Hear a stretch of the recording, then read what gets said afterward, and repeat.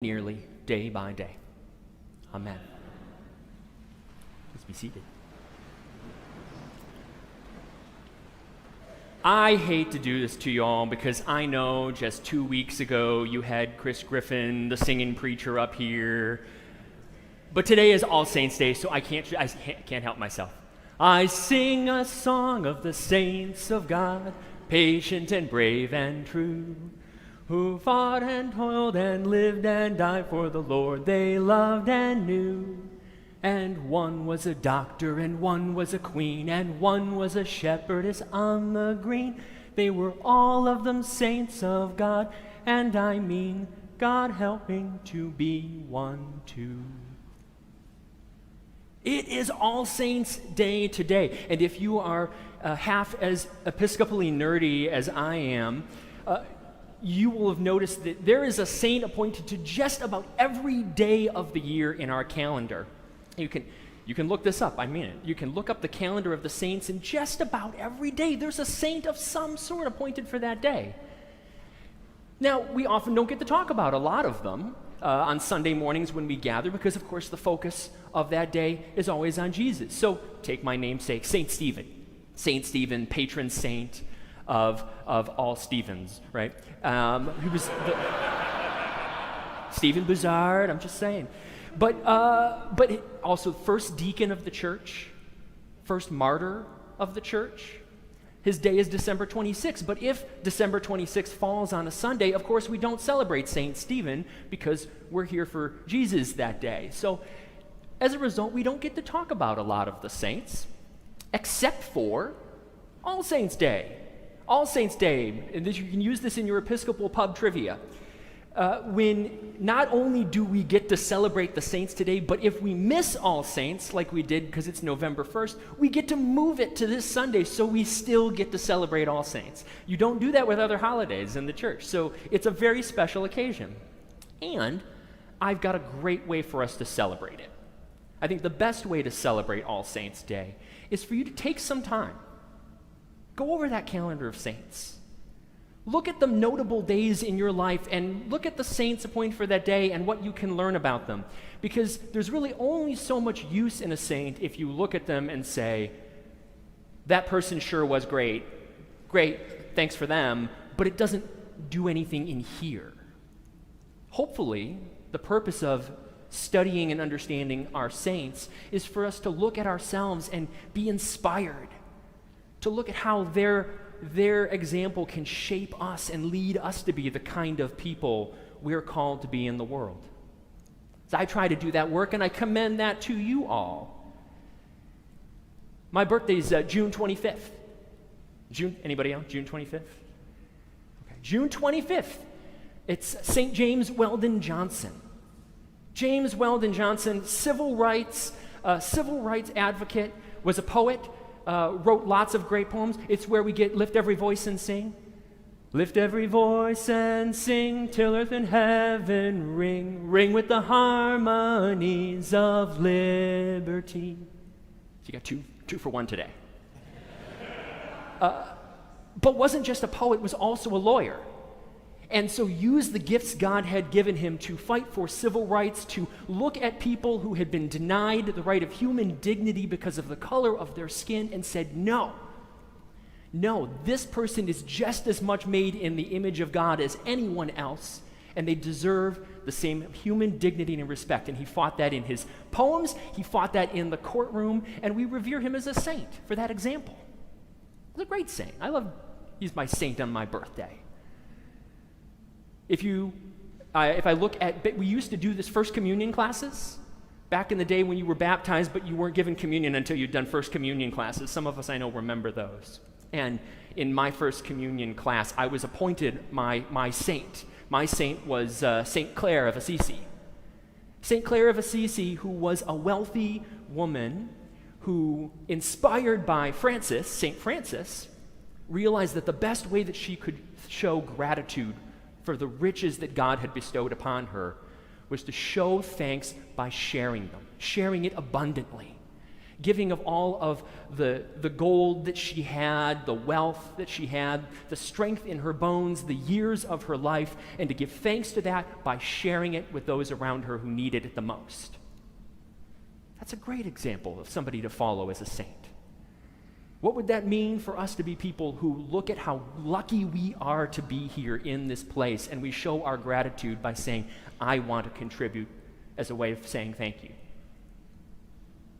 When I continued on, I had to do my confirmation classes, and I was confirmed on Hiram Hisano Kano Day, St. Hiram Hisano Kano, who I know we don't talk about enough. We don't talk about him enough because he was a Japanese-American Episcopal priest who, at the bombing of Pearl Harbor, was arrested and put in a concentration camp, in an internment camp here in the United States because of his Japanese descent. And rather than let that crush him and break his spirit and break his faith, instead he became the priest to the people in that internment camp, who otherwise didn't have anyone. And years after he was released, it took the United States some 40 years to apologize and offer reparations for his incarceration. And he said, I don't need reparations for this, because this thing that you meant for ill, God used for good. Just like Joseph and his brothers in Egypt, St. Kano looked at how God had put him in that camp so that he could be a priest to people in their darkest time in their lives, and they had him as a light representing Christ to them. So God used it for good. When I ended up being ordained a priest, when I was ordained as a clergy person, I was ordained on Florence Leighton Oy Day.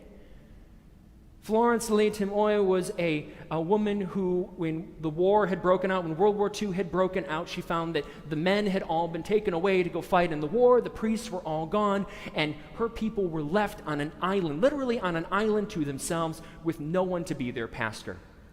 And although every other person looked at her and said, because you're a woman, you can't be appointed by God as a pastor to these people, she knew God had appointed her to be their pastor. And she stepped in and she became their priest and was the person that community needed in, again, their darkest times in war. And while it was many, many years before we were approaching gender parity, and let's be realistic, we still haven't reached gender parity in the church, but Florence Leighton Oy was maybe that first crack in the wall, the first opening of that door. And then when I was installed as a rector at my first church where I was serving, that was on St. Thomas Gallaudet Day. St. Thomas Gallaudet, of the Gallaudet family of Thomas Gallaudet Sr., who had founded the first school for the deaf and Gallaudet School for the Deaf in Washington, D.C. And his son Thomas wanted to be a priest. And Thomas the elder looked at him and said, before you go and learn about the kind of priest you want to be, I want you to spend time with a community in need and discover the kind of priest they need you to be.